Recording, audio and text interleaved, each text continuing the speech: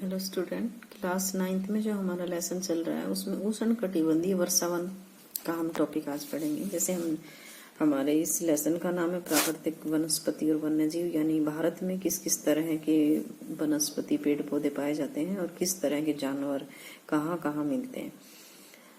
ये वन पश्चिमी घाटों के अधिक वर्षा वाले क्षेत्र, लक्षद्वीप, अंडमान निकोबार द्वीप समूह, असम के ऊपरी भागों तथा तमिलनाडु के तट पर सीमित होते हैं।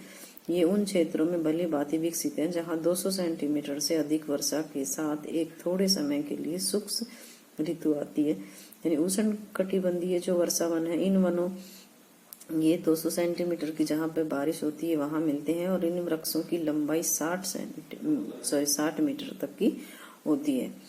चूंकि ये क्षेत्र इससे अधिक ऊंचाई तक पहुंच जाते हैं। चूंकि ये क्षेत्र वर्ष भर गर्म तथा आर्द्र रहता है, अतः यहाँ पर हर प्रकार की वनस्पति, वृक्ष, झाड़ियां व लताएं मिलती हैं। यानी जहाँ पर बहुत ज्यादा बारिश होती है वहाँ हर प्रकार के वृक्ष मिलते हैं और इन वृक्षों की लंबाई 60 मीटर तक होती है। और वनों में इनकी विभिन्न ऊंचाई के कई स्तर देखने को मिलते हैं। यानी कोई पेड़ बहुत ज्यादा ऊंचा होता है तो कोई नीचा होता है, कोई पौधे की तरह से होता है या कोई बेल होती है। इस तरह से वृक्षों की पतझड़ होने का कोई निश्चित टाइम नहीं होता है। यानी कभी इस एक वृक्ष के पत्ते झड़ते हैं तो कभी दूसरे के झड़ते हैं, तो इस तरह का एक निश्चित टाइम नहीं होता है। इन वनों में पाए जाने वाले व्यापारिक महत्व से कुछ वृक्षों के नाम बताए गए हैं, जैसे आबनूस, एबोनी, महोगनी, रोजवुड, रबड़, सिकोना एक्सेट्रा। इस तरह के वन जो हैं, इस तरह के वृक्ष कहाँ मिलते हैं? ये उष्णकटिबंधीय वर्षा वनों में मिलते हैं। इसके बाद में जो हमारा अगला टॉपिक, इसमें इसी में ये बताया गया इन वृक्षों में मिलने वाले जानवर, हाथी है, बंदर है, लंगूर है, हिरण है, एक सींग वाला गैंडा।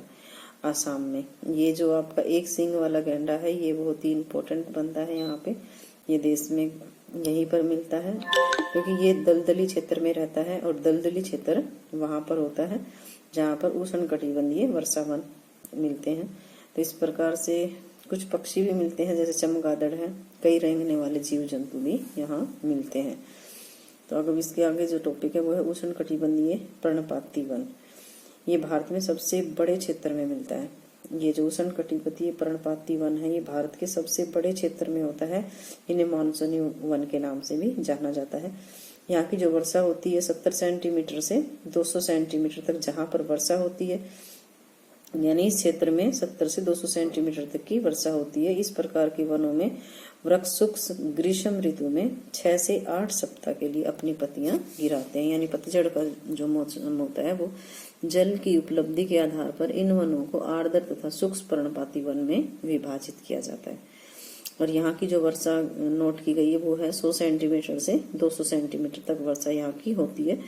अतः ऐसे वन देश में पूर्वी भाग में कौन कौन से देश आ जाएंगे? उत्तर पूर्वी राज्यों, हिमालय के गिरिपाद में। गिरिपाद क्या होता है कि हिमालय के कि एक तो ऊंची ऊंची चोटियां होती है, एक उससे नीचे की जो तलहटी होती है उसमें चोटियां तो होती नहीं है लेकिन बहुत ज्यादा पथरीला स्थान होता है, वो गिरिपाद कहलाता है।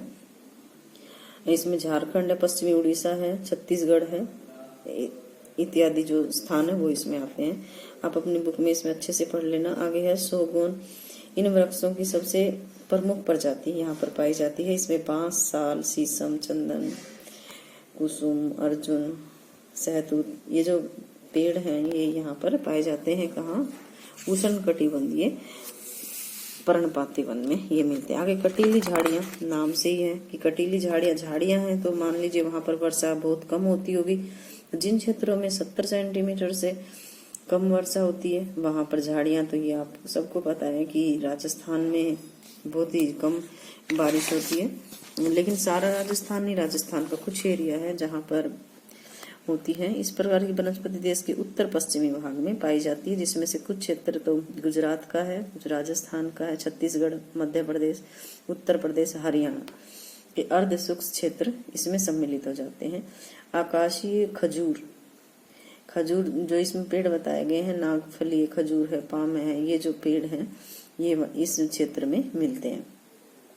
इसके बाद में आपका जो अगला टॉपिक है वो पर्वतीय वन। जैसे नाम से ही जाहिर है कि जो वृक्ष पर्वतों पे पाए जाते हैं वो पर्वतीय वन होते हैं। इनकी 100 मीटर से 200 मीटर तक की ऊंचाई वाले क्षेत्र में ये पाए जाते हैं और इस क्षेत्र को शीतोष्ण कटिबंध के नाम से जाना जाता है। इन पेड़ों की विशेषता ये होती है कि इनकी पत्तियां बड़ी होती हैं।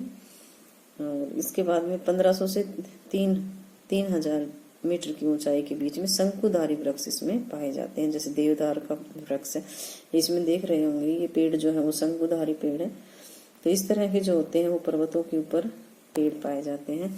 और इसके बाद में जो है मैंग्रोव वन, ये मैंग्रोव वन थोड़ा सा समझने में ये है, लेकिन ये इजी सा ही है, कोई ज्यादा मुश्किल नहीं है। यह वनस्पति तटीय क्षेत्रों में वहां पाती जहां ज्वार भाटा आता है। आपने यदि हिंदी में ज्वार भाटा पढ़ा है तो एक बार समुद्र का पानी ऊपर जाता है और एक बार समुद्र का पानी नीचे आता है।